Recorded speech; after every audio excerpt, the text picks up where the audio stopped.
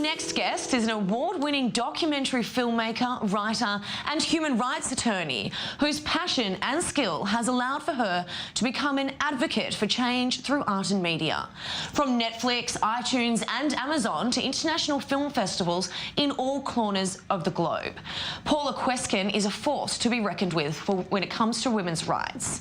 She's the brainchild behind the 49%, the film festival in Jerusalem that focuses entirely on women's rights. And she joins me now in the studio. Thank you so much for being with us, Paula. Now, I want to talk to you about some of your films, but first of all, tell me about the 49% Festival.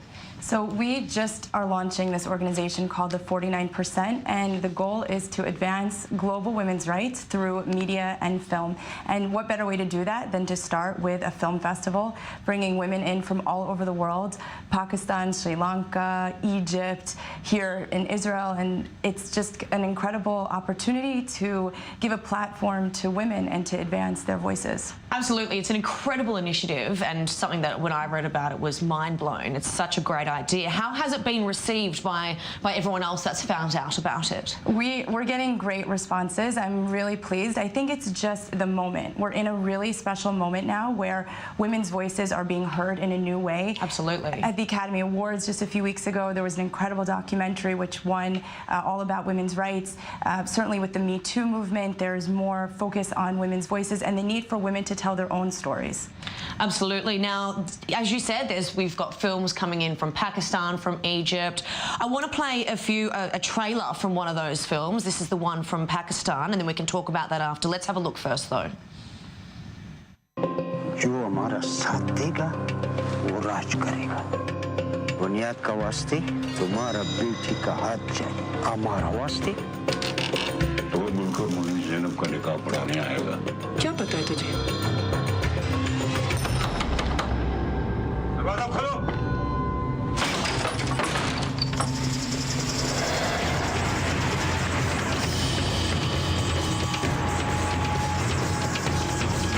हमारा इज्जत मिट्टी में मिला दिया।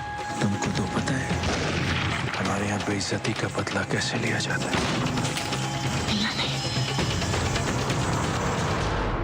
चिकमजी की मूली दल तख्ताकोम बेदरला। And Paula, this film is called Dukta. Now, tell us a little bit about that. What's the meaning? What's the name mean? And tell us a little bit more about the film. So the name means daughter in Urdu, and it's an incredibly riveting story about a young girl whose father is forcing her to marry. She's a child, and her mother does not want her to suffer that fate. So in the middle of the night, she rescues her daughter, and they start this incredible journey through the mountains of Pakistan. It is a breathtaking film, and to me, what's so special about this film is that it speaks about an issue affecting millions of girls around the world, that is forced marriage and child marriage. And when we have cinema and films which give us the story, it really touches us. Absolutely. And it's a way for us to then speak about making changes. Absolutely, and that's such a big issue when it comes to women's rights. What other sort of topics are we addressing in some of the other films that we can see at the festival? So there's a film about female genital mutilation, which affects countless millions of women around the world. In fact, in Egypt, 90% of women have undergone FGM, female genital mutilation. 90%? 90%. Even today? Even today. Wow. And it's something that people don't talk about. Even in Europe, this is affecting lots of women. It's really something that's not on people's radars, and I think we have a responsibility. So again, a film about that is so important. There's a film about sexual harassment. It's actually, I'm smiling, it's a comedic film, and it's okay to laugh. It's okay to use humor in order to really speak about change. Absolutely, and if that's a way of getting it across, then why not? Right. Now, you have made some films yourself.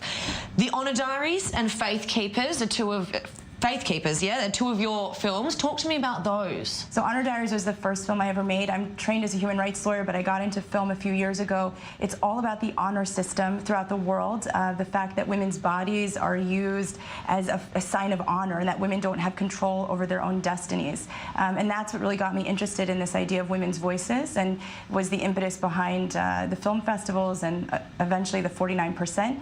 And Faith Keepers is a really moving story about persecution in the Middle East. There's horrific persecution against minorities throughout the Middle East, and that film tells the personal stories of individuals affected.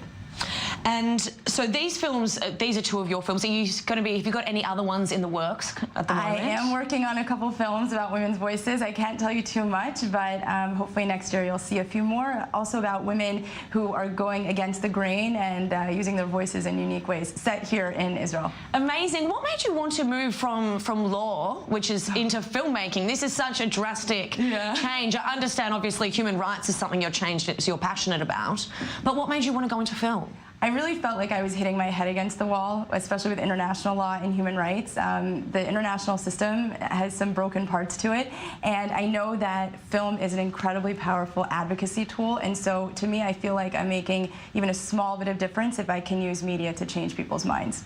Absolutely. Paula Kweskin, thank you so much. You're such an inspiration to be able to manifest that idea that you once had. Thank you for joining me in the studio.